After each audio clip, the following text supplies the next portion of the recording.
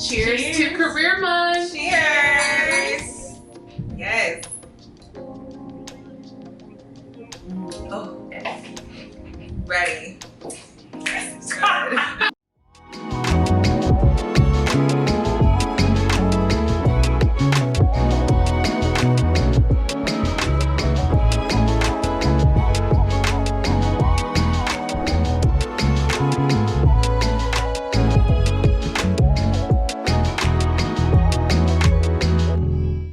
Hello, and welcome back to the Crown Sessions, where passion, knowledge, and development thrive. I'm your self-care sister, Shana. I'm Jessica, your Jess of all trades. Crystal, your 9-to-5 chick. And we are here today to bring you into Career Month. So all month long, for the month of November, we've been talking about different aspects of career. And today we're going to talk about finding your voice in the workplace. And this is as a woman, this is a woman of color, as well as someone who might be young going into your career. So we're going to go ahead and kick it off and talk about career and finding your voice. Yeah, but before we do, please make sure, if you haven't already, that you like, subscribe, turn on those post notifications, and comment down below. We want to engage with you, and if you want more of this, then you got to go ahead and hit those buttons and make sure it happens. Yes. All right, ladies, let's get started. Leadership, okay? Mm-hmm. So in the corporate America that I work in, which I work in maintenance facilities, leading and working with men and being in my 30s is very hard. One is, how do you guys deal with leading men, being female, being African American, and getting the respect that you need? Having them and leading them and having them understand like where you're coming from as a leadership, like you doing a normal job, just like men want to be doing, but they have no respect for you. None at all. Yeah. How do you guys handle that? You want to take that? Sure. So I think, first of all, thank you for bringing up this topic, because it's a huge topic, and working in a maintenance field or any other field that's predominantly male, there's always going to be a challenge coming in and asserting yourself in the middle of that. And I think the first part that we discuss is how you interact with them is going to be like your first part, right? So if you're going in there and you're trying to get to know that team, it's legitimately you getting to know each individual personality. And how you're going to be able to gain that respect, because for each one of those people is going to be different. And I think the first thing is doing your legwork. Okay. Right? When you're going into a new team like that, you're definitely going to need to do the legwork and earn the respect, because you're already coming in with a little bit of a disadvantage, especially if you're saying, first of all, I'm younger than everybody else there, right? Who says they have, 15, 20 years of experience. What do you know, right? And you're a woman in a predominantly male environment. And they're like, what are you doing here? Right? What do you think, Jess? I think, to Shana's point, getting to know each of the individuals on your team is really important, one by one, so that you understand how to tailor your message to them. But something I have learned in the past and working in my own career was that men are actually a little bit easier if you figure out what their trigger point is. So, and for lack of a better term, men can be manipulated to like you. It's just, that's True. Very true. Innately as women, and it doesn't have to be in a sexual or sensual, mode or anything like that. But as women, we just understand how to connect with people because we have that emotional side to us. True. And so I feel like being able to first get to know each one of your team members, figure out what is it that clicks with them that I can relate to or connect with, and then whoever that person is on the team that is like the leader of the bunch, start with him. Start with that person, and it may be working hands-on, side by side with him. It might be just spending a little bit more time getting to know him, maybe learning about his family and offering up tips or whatever for his wife. You never know, but just figure out what that trigger point is and start with the guy on the top and then work one by one down.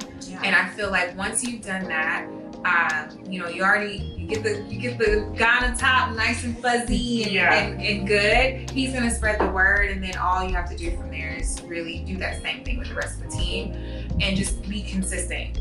I think if you do that, then it'll be easier to gain their respect. Of course, you just continue to work with the facts on an ongoing basis so that they can never say that you don't know what you're doing. And then you just, once you've built that respect though and that connection, it'll be way easier to work with.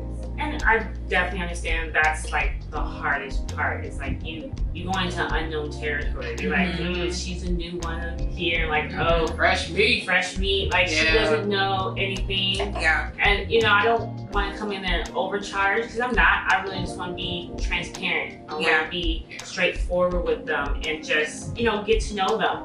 And it is a little fear, but I don't want to show that fear, right? I want to just go in there confident, like, hey, here I am, teach me something, So thank you, ladies, for that feedback. Of course. Yes. And I think it's important, and we should definitely mention this, for our Crown Sessions fam.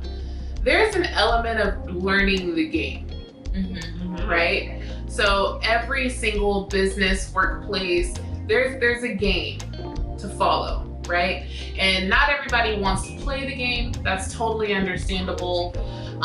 But figure out what the actual game is that's going to give you a leg up, right?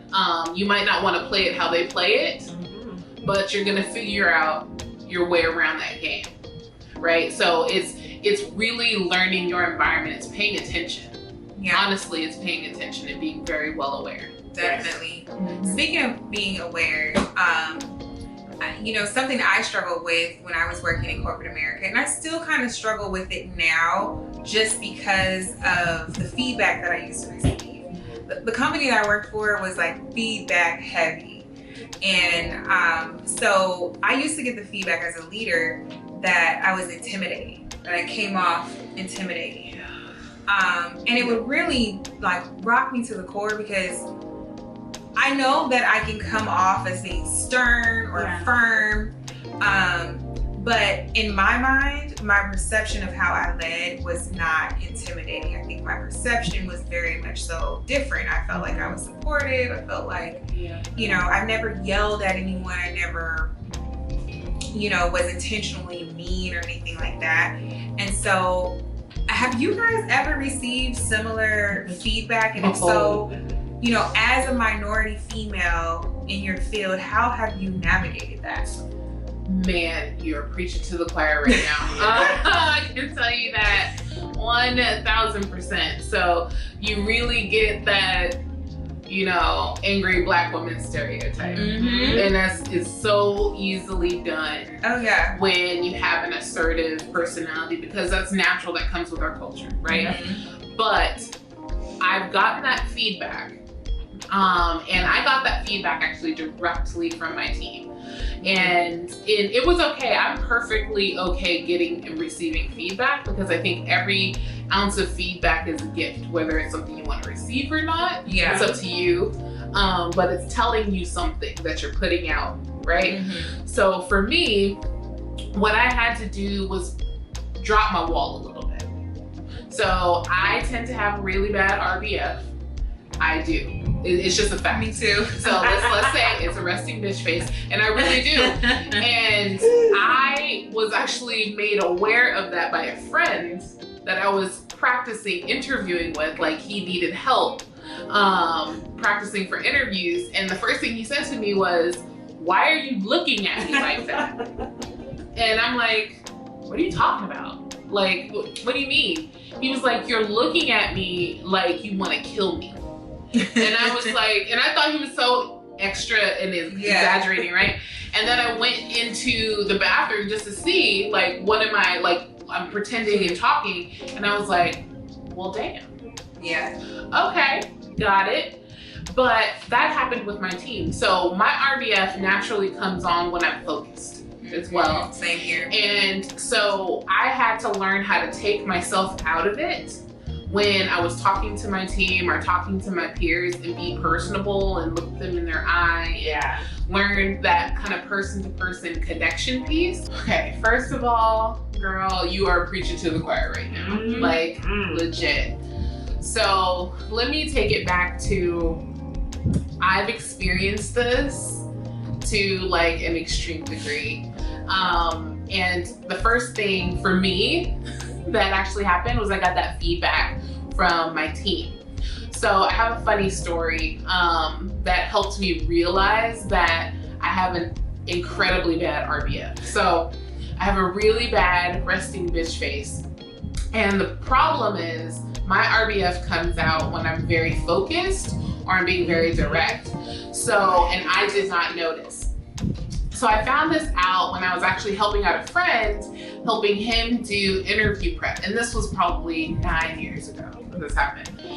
And he was looking at me as I'm doing this interview prep and he's like, first of all, why are you looking at me like that? And I'm sitting here like, what are you talking about? And he was like, why are you looking at me like that? You're looking at me like you're gonna hurt me.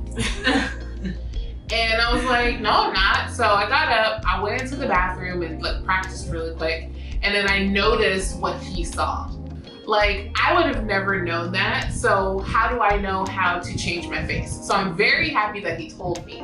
So in the moment where my team is struggling to try to connect with me, I'm just like, oh, maybe that's it. Maybe that's the RBF that comes out. So I started to really focus in when I was communicating with them. So anytime they would come up, I would make sure I focused with them. I smiled. So like it's a trigger smile now. Like when I see somebody, just to be like, to soften my face a little bit, and for them to start kind of getting to know me. So I had to change a little bit of the way that I came across. And also I started asking kind of my team and my peers, like, what is your perception of me? Mostly because I wanted to really understand what they felt coming off of me. Because perception is a reality, right? And feedback in reality is also a gift. Whether it's true or it's not true, it's giving you an idea of what's out there. So I'm like, okay, so let me just readjust a smidge and say, okay, I'm gonna smile a little bit more, I'm gonna be more engaged in my conversation. And as my team started to get to know me because I did that pivot, they're like, oh yeah, you used to seem a little bit more aggressive, but I also respect your management style, but now I know you more. So I get it, right? So I think it's finding a little bit of a balance, because I'm gonna be honest, when I know my stuff, I'm gonna come across very direct, but that's also how men come across and they don't get that comment, right? So for me, I'm not gonna change that because that's the kind of leader that I am. But I'm also going to tweak and adjust just a little bit. So that's what I do to kind of combat the, I come off aggressive. I try to tweak a little bit, but I also make sure that I give other people feedback as well. Like I said, I'm not gonna change how direct I am, but I'm going to change the way I interact so you can understand me as an individual first. Right? And then you'll understand where my direction is coming from, or if you want to label it as direct. I'll just piggyback off that a little bit, because in corporate America, you get so much feedback. As just in general, you get so much feedback. And I got that same feedback, rested bitch face, just you seem like you're upset, you know, that kind of thing. Yep. And so coming out of corporate America and going into opening my own business and having employees, I had to learn that I didn't have to be so like cognizant of how I led, where I can be myself and be in a safe place to understand that employees, they just need to know who you are first, and that's really all it is. Yeah. You know? And so what I did was I introduced myself as who I am. You know, in my interviews, I said, you know, I am the most supportive leader you're probably ever gonna have.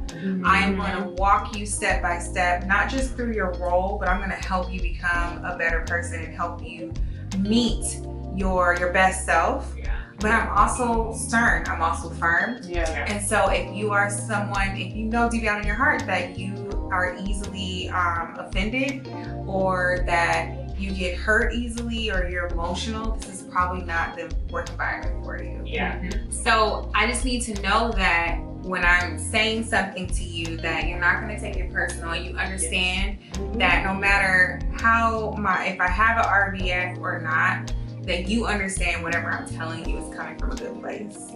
And so, but I was able to do that and have the freedom to be able to do that in my business. And it took me time to understand that, because I was still kind of operating as if there was some type of third party coming to get me if someone's feelings got hurt. You know, so that's the thing about balancing that perception of intimidation and, you know, being a minority leader, female leader in, you know, the workplace. So Absolutely. yeah, I totally agree. It's so funny that you say that, because that's what I had to start doing. So when I got to new teams, because I, you know, rotated around a lot, it was like, okay, so I'm gonna introduce myself. This is me. And then I told them, I was like, look, I'm being very honest and transparent at the beginning of this. I have a really bad RBF. It has nothing to do with you. It's just my face. And that's why. And I'm learning to make sure that I kind of get myself out of that. So bear with me. You guys will get to know me along the way, but just so that you know, I'm very approachable. So I have to kind of introduce myself that way, and it kind of helped too. And like, I feel you on that, because definitely like when I'm in my zone, my workplace, like everything needs to flow. So I was like, Chris, relax. I'm like, no, like this is it, you know. And management had to like, hey, Chris, the guys feel certain. And I'm like, well, how they feel, you know, like this is.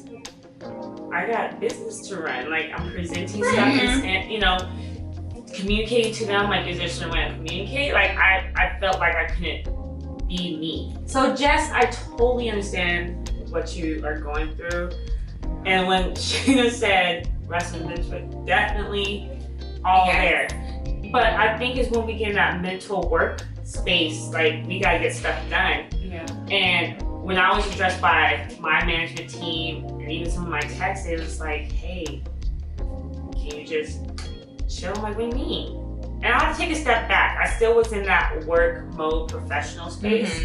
But I was like, I have to make sure we also meet that deadline, but explain, you know, to my team of why you're doing this. And that really helped them understand, like, okay, I see why this is so important and why Crystal's like getting on us for that. So really is like explain it to your team or your staff, but I totally understand how you make you feel so uncomfortable. Of just like, I'm leading. I can't be mean. I can't be mean. Like I'm running my ship. I wasn't mean. I was very like respectful, but how do they take it like that? So I can understand that uncomfortable. Yeah, because we're natural executors, right? Women naturally are. We're natural multitaskers. So when that happens, you're like, wait, but that's how we get it done. Like we're focused. We're focused, narrow-minded. But we also have to find that balance for us on being relatable. Right? In those moments. So it's really playing with your audience and whoever you're dealing with, for peers or customers or your teams or whatever the case is. It's really tweaking it based off your audience. What about you, Shana?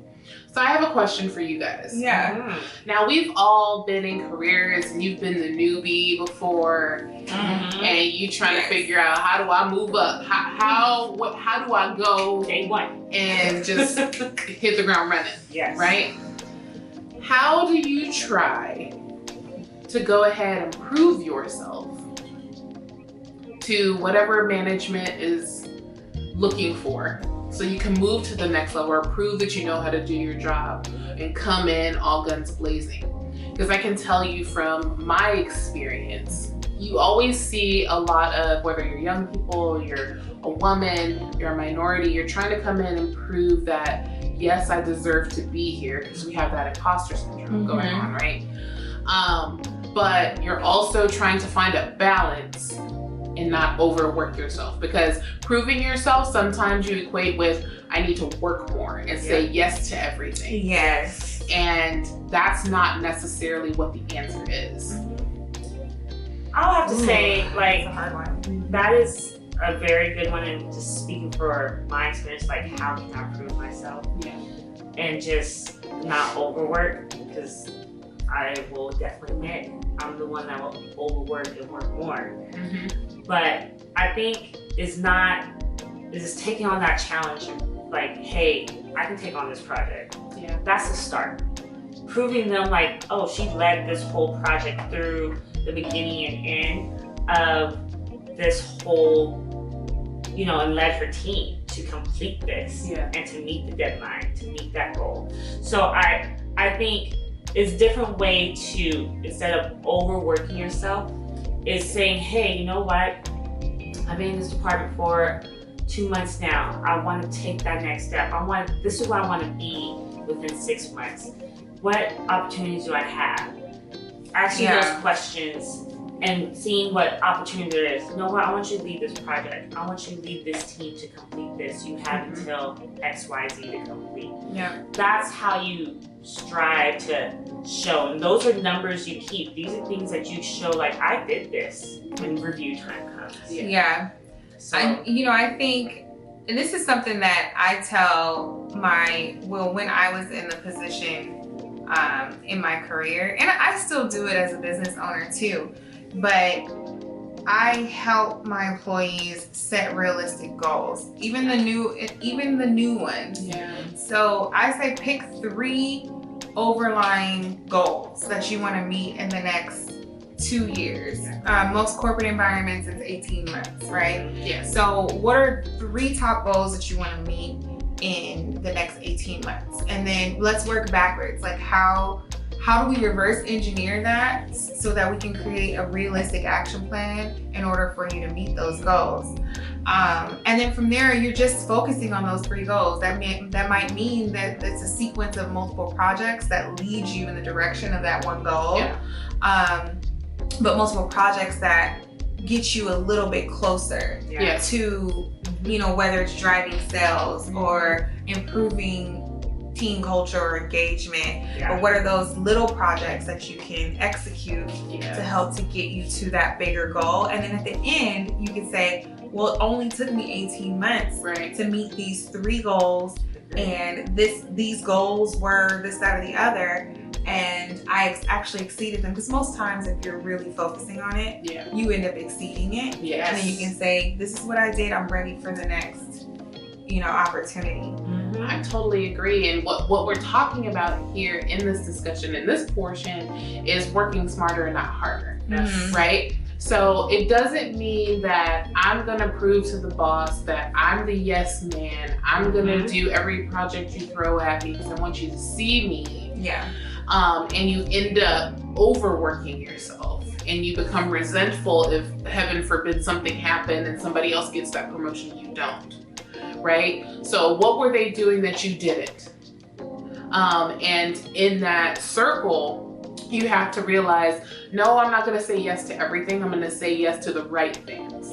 Right? No, I'm not going to decide I'm going to work a 60-hour work week to try to prove to you that I'm the one who deserves to move up next. It's budgeting your time and using it effectively. right? Yeah. So let's do a simple example in that moment saying, okay, so if you know that you have a project due or you have all of these things to get done in a day, in an 8-9 hour day, and somebody comes in and says, hey, can I have your help doing X, Y, and Z? It's perfectly okay to say, hey, yes, I would love to help you with that, but can we schedule that for tomorrow at this time? Right? You don't have to be in that moment and say yes to doing something and derail your complete day, right? Just to help someone. You want to still be helpful, but do it in a way that's effective for you as well. And can I piggyback off of that? I think, you know, when you're working in an environment as such where you're trying to prove yourself, you also don't want to get into the habit of saying yes, especially if in your personal life you don't have a lot going on at the moment. Yes. But potentially 2, 3, 4 years down the line, in your personal life is going to change. You may get married, you may have kids by then, and they're going to be used to that Jessica who always said yes. Yes. That Jessica who was willing to work 60, 70 hours a week. And then if you pivot and change that suddenly, once you decide to have a family and you just can't do that anymore, then that's where it becomes a struggle. And then you have to decide, you have to choose between the two. So, you know, figuring out how to say your no's up front when you first start out, and balancing what are my 3 goals, and keeping your projects in line with those 3 goals are really pertinent, so that you don't set yourself up for that's what I did. I was like gung-ho. I bled the blood of the people who worked in that company until I had a family. And then it was like, oh, I gotta go home. Yeah, exactly. And then they're like, oh, so you're not dedicated anymore? Yeah. Right. So it's a completely different perception that they're looking at you like, oh, so she's clearly not able to handle what we're giving her anymore. Yeah. And don't pigeonhole yourself into that. Yeah, pigeonhole is a great term for that. Do not pigeonhole yourself into that. Have your limits up front. Yes, I'm willing.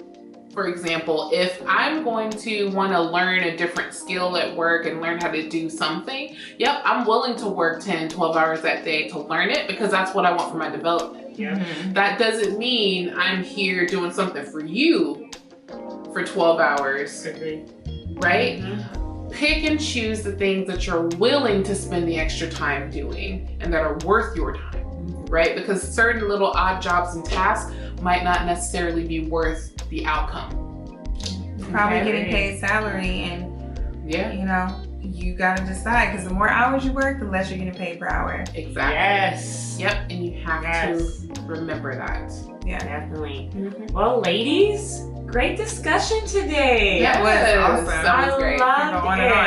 I loved it. Well, Crown Session fam, thank you guys for joining us. Don't forget to comment and also give us some feedback. What information would you guys like to hear us to talk in a future Sister Circles discussion? So stay tuned, give us some feedback. Talk to you guys later. Bye. Hi, this is a test. Testing. 1, 2, 3. Test. Hey. Test.